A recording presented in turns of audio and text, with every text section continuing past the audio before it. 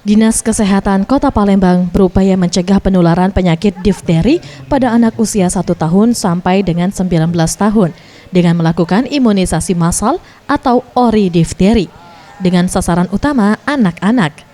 Menurut Dr. Letizia, Kepala Dinas Kesehatan Kota Palembang, di tahun ini pihaknya menargetkan 5.502 anak dapat divaksin.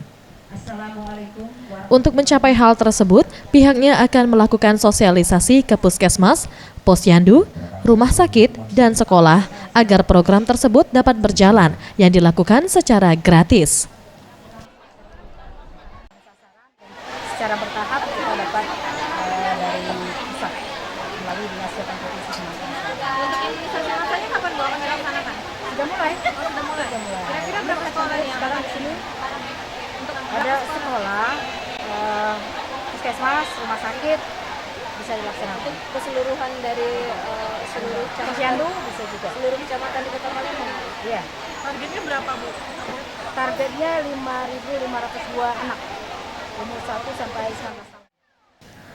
Untuk vaksin ini dilakukan sebanyak 3 kali, mulai dari umur 0 sampai 6 bulan dengan jenis vaksin DPT HB/HIB, usia 1 sampai 5 tahun vaksin DT, usia 5 tahun sampai 7 tahun sampai 19 tahun. Tim Liputan Sriwijaya TV.